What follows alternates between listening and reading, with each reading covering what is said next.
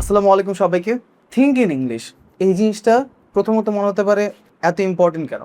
চলুন আজকে ইংলিশ না বলতে পারার সবচেয়ে মেইন একটা রিজন নিয়ে কথা বলি। আমরা কেন ইংলিশ কথা বলতে পারি না? বিশেষ করে মোস্ট অফ দ্য বাঙালি, আমি যদি বাঙালিদের এক্সাম্পল এখানে নিয়ে আসি, আমরা আসলে প্রথমত ইংলিশে চিন্তাই করতে পারি না। চিন্তা কিভাবে করি আমরা? আপনাকে যদি আমি একটা এক্সাম্পল দেখাই, এই যে যেমন আমার হাতে একটা কলম আছে, আমি যখন বলবো আপনি যদি একটা কলমের কথা ভাবেন, তখন আপনার মাথায় কি এমন ভাসবে কলম ও কলম উঠছে, নাকি কলমের ছবিটা আপনার মাথায় আসবে? সবচেয়ে ভালো বলতে পারবেন যখন আমি আপনাকে বলবো যে আপনি কি আপনার পছন্দের মানুষ আপনার মায়ের কথা ভাববেন, তখন আপনি কি আপনার মায়ের কথা ভাবার সময় আপনার মায়ের নাম মনে করবেন নাকি আপনার মায়ের ফেসটা মনে করবেন? অবশ্যই আপনার মায়ের ছবিটা আপনার মাথায় আসবে।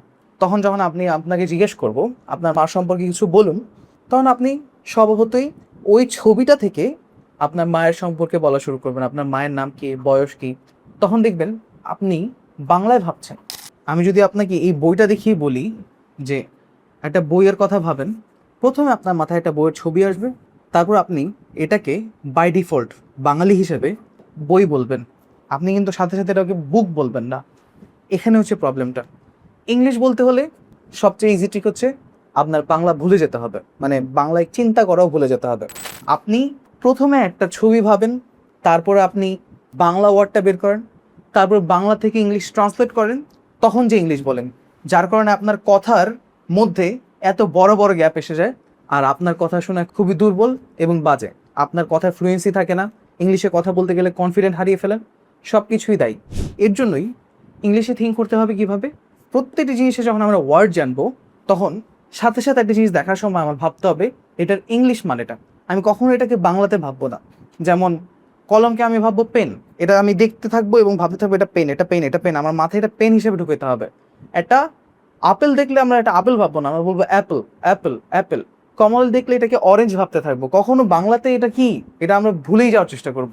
তখন আস্তে আস্তে ইংলিশ আপনার মাথায় জায়গা ধরা শুরু করবে এবং আপনি ইংলিশে ভাবা শুরু করবেন। থিঙ্ক ইন ইংলিশের এটাই মিনিং যে আপনি ভাবছেন ইংলিশে, কারণ তখন বাংলা থেকে ইংলিশ ট্রান্সলেটের এই সমস্যাটা থাকবে না। আর আমরা কিন্তু প্রপারলি ইংলিশ জানিও না, যার কারণে ট্রান্সলেট করে প্রপার গ্রামার টানতে আমাদের কষ্ট হয়। এর জন্য কিন্তু আমরা মাঝে মাঝে শব্দ অথবা সেন্টেন্স মুখস্থ করতে চেষ্টা করি।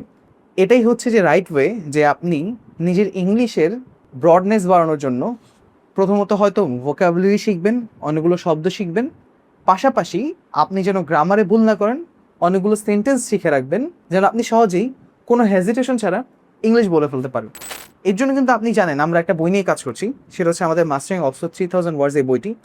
এখানে অনেক বেশি শব্দ নেই, কিন্তু আপনার দৈনন্দিন আশেপাশে জীবনে যতগুলো বস্তু অথবা যতগুলো ঘটনা ঘটতে পারে, ওগুলো সবগুলোকে নিয়ে বেসিক 3000 শব্দ, যেগুলো কভার করলে আপনার মাথায় প্রেশার দেওয়া লাগবে না। আপনি জানবেন কোন শব্দটার মানে কি।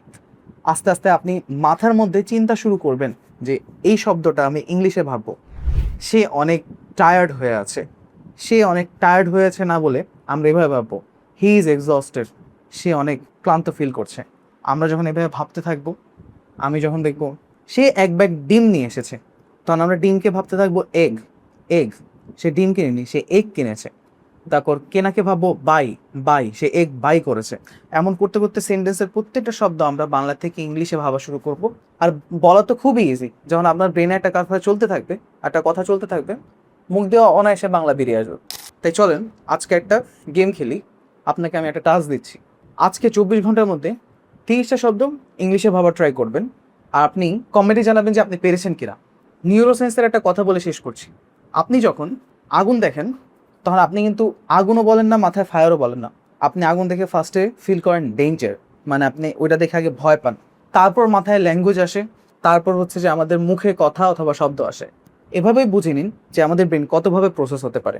তো আমরা যদি ব্রেনের এই প্রসেসিংটাকে হ্যাক করতে পারি, এটাকে বোকা বানাতে পারি, তাহলে আমরা আমাদের যেটা অ্যাচিভ করতে চাই সেটাই করতে পারবো। সুতরাং ব্রেনকে বোঝাতে হবে এখন থেকে আগুন বলতে কিছু নেই, এটা হচ্ছে ফায়ার। ধন্যবাদ।